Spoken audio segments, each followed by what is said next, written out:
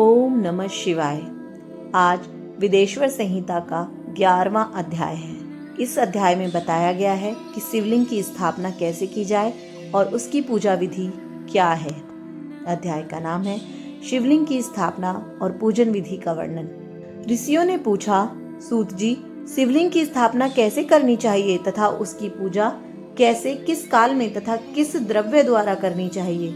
सूत जी ने कहा, महर्षियों, मैं तुम लोगों के लिए इस विषय का वर्णन करता हूँ, इसे ध्यान से सुनो और समझो। अनुकूल एवं शुभ समय में किसी पवित्र तीर्थ में नदी के तट पर एक ऐसी जगह पर शिवलिंग की स्थापना करनी चाहिए जहाँ रोज पूजन कर सके। पार्थिव द्रव्य से, जल में द्रव्य से तथा तेजस द्रव्य से पूजन करने से उपासक को पूजन का पूरा फल प्राप्त होता है। शुभ लक्षणों में पूजा करने पर यह तुरंत फल देने वाला है। चल प्रतिष्ठा के लिए छोटा शिवलिंग श्रेष्ठ माना जाता है। अचल प्रतिष्ठा हेतु बड़ा शिवलिंग अच्छा रहता है। शिवलिंग की पीठ सहित स्थापना करनी चाहिए। शिवलिंग की पीठ गोल, चौकोर, त्रिकोण अथवा खाट के पाए की भांति ऊपर नीचे मोटा और बीच में पतला होना चाहिए। ऐसा लिंग पीठ महान फल देने वाला होता है। पहले मिट्टी अथवा लोहे से शिवलिंग का निर्माण करना चाहिए। जिस द्रव्य से लिंग का निर्माण हो उसी से उसका पीठ बनाना चाहिए। यही अचल प्रतिष्ठा वाले शिवलिंग की विशेषता है। चल प्रतिष्ठा वाले शिवलिंग में लिंग व प्रतिष्ठा एक ही तत्व से बनानी चाहिए। लिंग की लंबाई स्थापना करने वाले मनुष्य के 12 अंगुल के बराबर होनी चाहिए। इसमें कम होने पर फल भी कम प्राप्त होता है, परंतु 12 अंगुल से लंबाई अधिक भी हो सकती है। इससे कम होने पर फल भी कम प्राप्त होता है, परंतु 12 अंगुल से लंबाई अधिक भी हो सकती है। चल लिंग में लंबाई स्थापना करने वाले के 1 अंगुल के बराबर होनी चाहिए, उससे कम नहीं। यजमान को चाहिए कि पहले वह शिल्प शास्त्र के अनुसार देवालय बनवाए तथा उसमें सभी देवगणों की मूर्ति स्थापित करे। देवालय का गर्भगृह सुंदर, सुदृढ़ और स्वच्छ होना चाहिए। उसमें पूर्व और पश्चिम में 2 मुख्य द्वार हों। जहाँ शिवलिंग की स्थापना करनी हो उस स्थान के गर्त में नीलम, लाल, वैदुर्य, श्याम, मरकत, मोती, मूंगा, गोमेद और हीरा, इन 9 रत्नों को वैदिक मंत्रों के साथ छोड़ें। 5 वैदिक मंत्रों द्वारा 5 स्थानों से पूजन करके अग्नि में आहुति दें और परिवार सहित मेरी पूजा करके आचार्य को धन से तथा भाई बंधु को मनचाही वस्तुओं से संतुष्ट करें। याचकों को स्वर्ण, गृह एवं भू संपत्ति तथा गाय आदि प्रदान करें। स्थावर जंगम सभी जीवों को यत्न पूर्वक संतुष्ट करके एक गड्ढे में स्वर्ण तथा 9 प्रकार के रत्न भरकर वैदिक मंत्रों का उच्चारण करके परम कल्याणकारी महादेव जी का ध्यान करें। तत्पश्चात नाद घोष से युक्त महामंत्र ओमकार का उच्चारण करके गड्ढे में पीठ युक्त शिवलिंग की स्थापना करें। वहां परम सुंदर मूर्ति की भी स्थापना करनी चाहिए तथा भूमि संस्कार की विधि जिस प्रकार शिवलिंग के लिए की गई है उसी प्रकार मूर्ति की प्रतिष्ठा भी करनी चाहिए। मूर्ति की स्थापना अर्थात प्रतिष्ठा पंचाक्षर मंत्र से करनी चाहिए। मूर्ति को बाहर से भी लाया जा सकता है, परंतु वह साधु पुरुषों द्वारा पूजित हो। इस प्रकार शिवलिंग व मूर्ति द्वारा की गई महादेव जी की पूजा शिव पद प्रदान करने वाली है। स्थावर और जंगम से लिंग भी 2 तरह का हो गया है। वृक्ष, लता आदि को स्थावर लिंग कहते हैं और कृमि, कीट आदि को जंगम लिंग। स्थावर लिंग को सींचना चाहिए तथा जंगम लिंग को आहार एवं जल देकर तृप्त करना चाहिए। यूं चराचर जीवों को भगवान शंकर का प्रतीक मानकर उनका पूजन करना चाहिए। इस तरह महालिंग की स्थापना करके विविध उपचारों द्वारा उसका रोज पूजन करें तथा देवालय के पास ध्वजारोहण करें। शिवलिंग साक्षात शिव का पद प्रदान करने वाला है। आवाहन, आसन, अर्घ्य, पादांग, आचमन, स्नान, वस्त्र, यज्ञोपवीत, गंध, पुष्प, धूप, दीप, नैवेद्य, तांबूल, समर्पण, नीराजन, नमस्कार और विसर्जन, ये 16 उपचार हैं। इनके द्वारा पूजन करें। इस तरह किया गया भगवान शिव का पूजन शिव पद की प्राप्ति कराने वाला है। सभी शिवलिंगों की स्थापना के उपरांत चाहे वे मनुष्य द्वारा स्थापित हों या ऋषियों या देवताओं द्वारा अथवा अपने आप प्रकट हुई हो, सभी का उपयुक्त विधि से पूजन करना चाहिए, तभी फल प्राप्त होता है। उसकी परिक्रमा और नमस्कार करने से शिव पद की प्राप्ति होती है।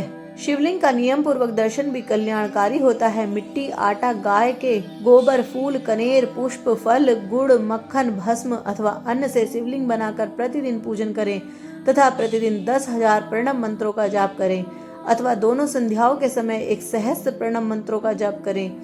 इससे भी शिव पद की प्राप्ति होती है। जब काल में प्रणव मंत्र का उच्चारण मन की शुद्धि करता है। नाद और बिंदु से युक्त ओमकार को कुछ विद्वान समान प्रणव कहते हैं। प्रतिदिन 10,000 पंचाक्षर मंत्र का जाप अथवा दोनों संध्याओं को एक सहस्त्र मंत्र का जाप शिव पद की प्राप्ति कराने वाला है। सभी ब्राह्मणों के लिए प्रणव से युक्त पंचाक्षर मंत्र अति फलदायक है। कलश से किया गया स्नान मंत्र की दीक्षा, मातृकाओं का न्यास, सत्य से पवित्र अंतःकरण, ब्राह्मण तथा ज्ञानी गुरु सभी को उत्तम माना गया है। पंचाक्षर मंत्र का 5 करोड़ जाप करने से मनुष्य भगवान शिव के समान हो जाता है। 1, 2, 3 अथवा 4 करोड़ जाप करके मनुष्य क्रम से ब्रह्मा, विष्णु, रुद्र तथा महेश्वर का पद प्राप्त कर लेता है। यदि 1000 दिनों तक प्रतिदिन 1 सहस्त्र जाप पंचाक्षर मंत्रों का किया जाए और प्रतिदिन ब्राह्मण को भोजन कराया जाए तो इससे अभिष्ट कार्य की सिद्धि होती है। ब्राह्मण को प्रतिदिन प्रातःकाल 1008 बार गायत्री मंत्र का जाप करना चाहिए, क्योंकि गायत्री मंत्र शिव पद की प्राप्ति कराता है। वेद मंत्रों और वैदिक शुक्तियों का भी नियम से जाप करें। अन्य मंत्रों से जितने अक्षर हैं उनमें उतने लाख जप करें। इस प्रकार यथाशक्ति जाप करने वाला मनुष्य मोक्ष को प्राप्त होता है। अपनी पसंद से कोई एक मंत्र अपनाकर प्रतिदिन उसका जाप करें अथवा ओम का नित्य 1 सहस्त्र जाप करें। ऐसा करने से संपूर्ण मनोरथों की सिद्धि होती है। जो मनुष्य भगवान शिव के लिए फुलवाड़ी या बगीचे लगाता है तथा शिव मंदिर में झाड़ने बुहारने का सेवा कार्य करता है, ऐसे भक्त को पुण्य कर्म की प्राप्ति होती है। अंत समय में भगवान शिव उसे मोक्ष प्रदान करते हैं। काशी में निवास करने से भी योग और मोक्ष की प्राप्ति होती है। इसीलिए आमरण भगवान शिव के क्षेत्र में निवास करना चाहिए। उस क्षेत्र में स्थित बावड़ी, तालाब, कुआं और पोखर को शिवलिंग समझकर वहां स्नान, दान और जाप करके मनुष्य भगवान शिव को प्राप्त कर लेता है। जो मनुष्य शिव के क्षेत्र में अपने मृत संबंधी का दशहा, मासिक श्राद्ध अथवा वार्षिक श्राद्ध करता है अथवा अपने पितरों को पिंड देता है, वह तत्काल सभी पापों से मुक्त हो जाता है और अंत में शिव पद को प्राप्त करता है। लोक में अपने वर्ण के अनुसार आचरण करने व सदाचार का पालन करने से शिव पद की प्राप्ति होती है। निष्काम भाव से किया गया कार्य अभिष्ट फल देने वाला एवं शिव पद प्रदान करने वाला होता है। दिन के प्रातः, मध्याह्न और साय 3 विभाग होते हैं। इनमें सभी को एक एक प्रकार के कर्म का प्रतिपादन करना चाहिए। प्रातःकाल रोजाना दैनिक शास्त्र कर्म, मध्याह्न सकाम कर्म तथा सायकाल शांति कर्म के लिए पूजन करना चाहिए। इसी प्रकार रात्रि में 4 पहर होते हैं। इनमें से बीच के 2 प्रहर निशीथ काल कहलाते हैं। इसी प्रकार में पूजन करनी चाहिए, क्योंकि यह पूजा अभिष्ट फल देने वाली है। कलयुग में कर्म द्वारा ही फल की सिद्धि होती है। इस प्रकार विधि पूर्वक और समय अनुसार भगवान शिव का पूजन करने वाले मनुष्य को अपने कर्मों का पूरा फल मिलता है। ऋषियों ने कहा, सूजी, ऐसे पुण्य क्षेत्र कौन कौन से हैं जिनका आश्रय लेकर भी स्त्री पुरुष शिव पद को प्राप्त कर लें? कृपा कर हमें बताइए। ओम नमः शिवाय। यहाँ पर 11वां अध्याय समाप्त हो जाता है।